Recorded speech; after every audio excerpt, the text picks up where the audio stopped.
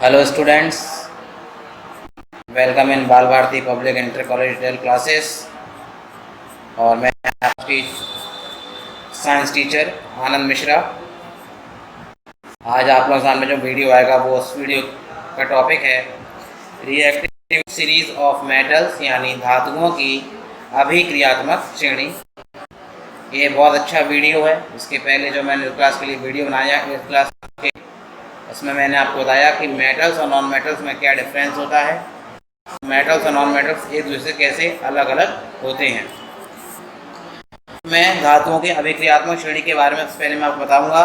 इसमें कौन कौन से होते हैं कि जो होता है वो पोटेशियम होता है।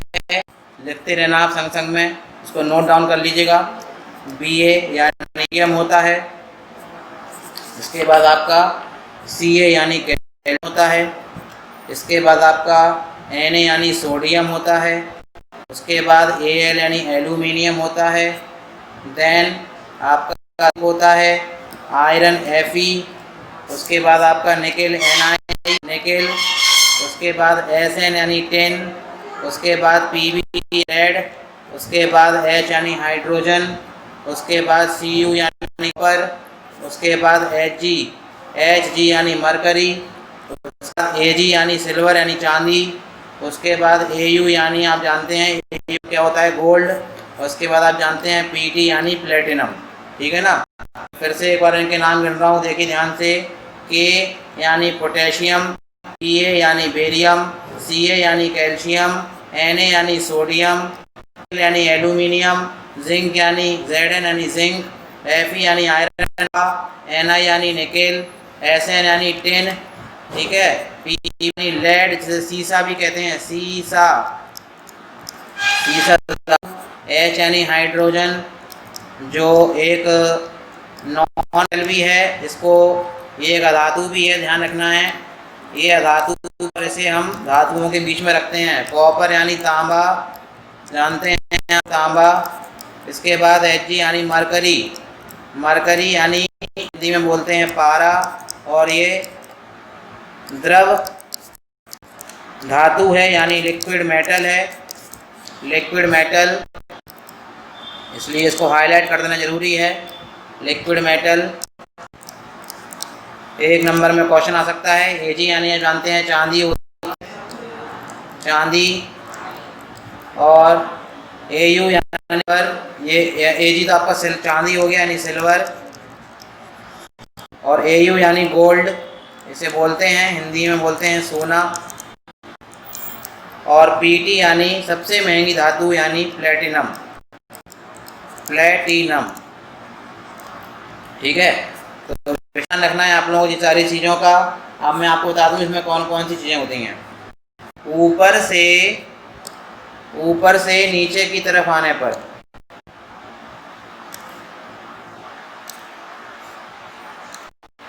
ऊपर से जब हम नीचे की तरफ आते हैं, ऊपर से की तरफ, ऊपर से जब हम नीचे की तरफ आएंगे तो धातुओं की क्रियाशीलता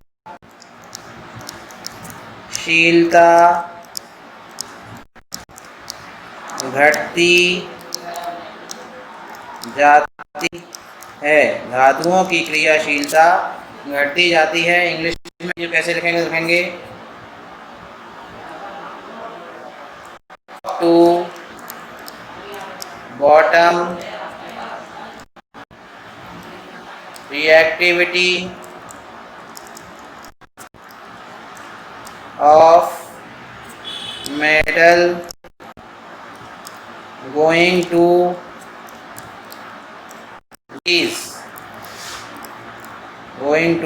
डिक्रीजेस। ठीक है ना। फिर तो ऊपर वाले सबसे ज्यादा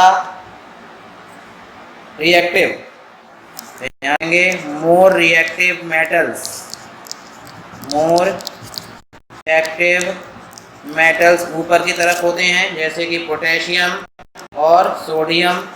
ठीक है। और नीचे होते हैं रिएक्टिव, लेस रिएक्टिव मेटल्स, यानी कम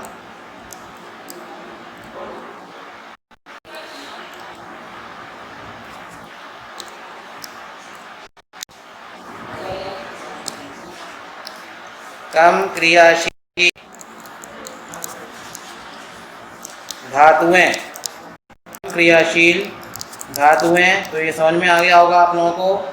यहाँ ऊपर वाली मेटल, हर ऊपर वाली धातु अपने नीचे वाली मेटल यानी अपने नीचे वाली धातु को क्या कर देगी, डिस्प्लेस कर देगी, विस्थापित कर देगी। यहाँ पे लिख रहा हूँ मैं, प्रत्येक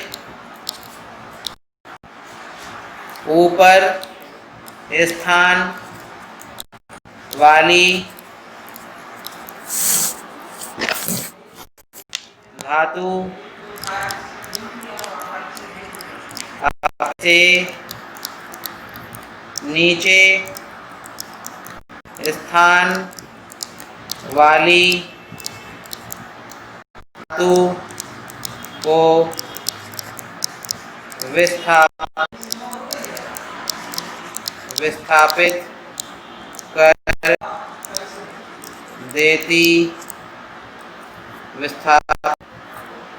कर देती है। इसको अच्छे से समझ लीजिए, ये टॉपिक बहुत अच्छा है और इम्पोर्टेंट। आपको इसी तरीके से अपनी कॉपी में भी लिखना है और सभी मेटल्स के नाम लिखना है। इसकी टेबल भी मैं आप लोगों को भेज देता हूँ, ठीक है। इंग्लिश में इस चीज़ को कैसे लिखेंगे समझ लीजिए। इंग्लिश में कैसे लिखेंगे, इंग्लिश में लिखेंगे every metal which is in higher position is displaces the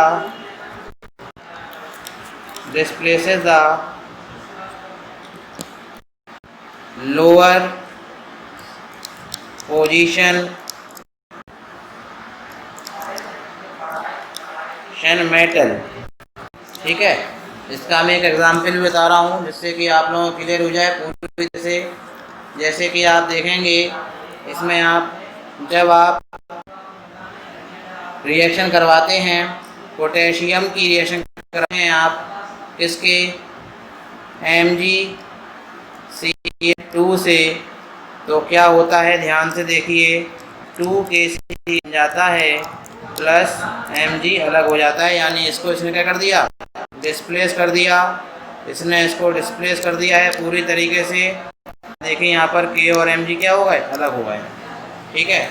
अब मैं जो आपको अगला लेके आ रहा हूँ उस टॉपिक का नाम है संक्षारण बचाव। क्या,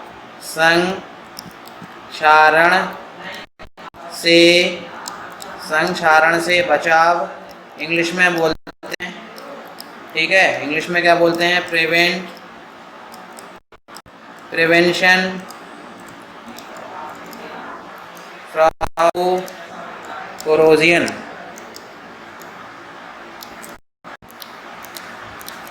प्रिवेंशन टू कोरोजन यहाँ पे आपको पढ़ना है। ये लोहे एवं अन्य धातुओं को संक्षारित होने से बचाने के लिए उनका संपर्क वायु से नहीं होना देना चाहिए। निम्नलिखित प्रयोग करके ऐसा किया जा सकता है। निम्नलिखित का प्रयोग करके ऐसा किया जा सकता है। Rusting of iron and corrosion other metals can be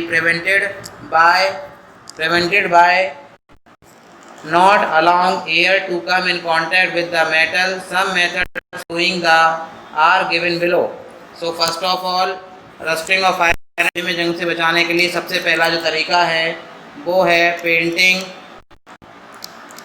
painting और अप्लाइंग ऑयल।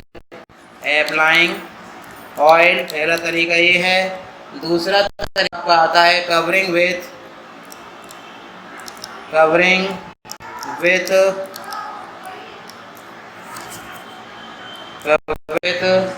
another metal,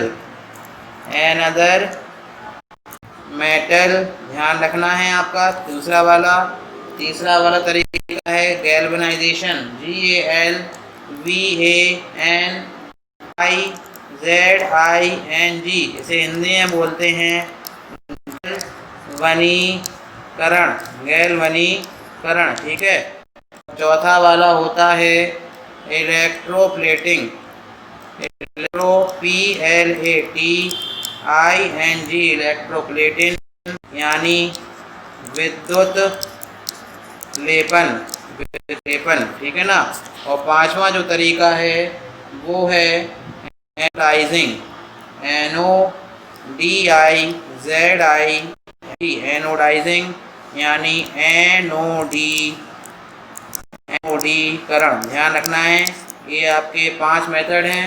जो जैसे छठवां वाला जो मेथड है वो आपका है एलॉइंग, ALOYING, एलॉइंग यानी मिश्र धातु बनाकर, मिश्र धातु बनाकर। ये वीडियो कैसा लगा इस पर कमेंट जरूर करिएगा। यदि आपको कोई लग रही हो इसको समझने में तो आप लोग बिल्कुल मुझसे पूछ सकते हैं, कोई भी दिक्कत हो। ये टॉपिक समझने में दोनों टॉपिक बहुत ज़्यादा इम्पोर्टेंट हैं और क्वेश्चन इनमें से काफ़ी हैं। Thank you.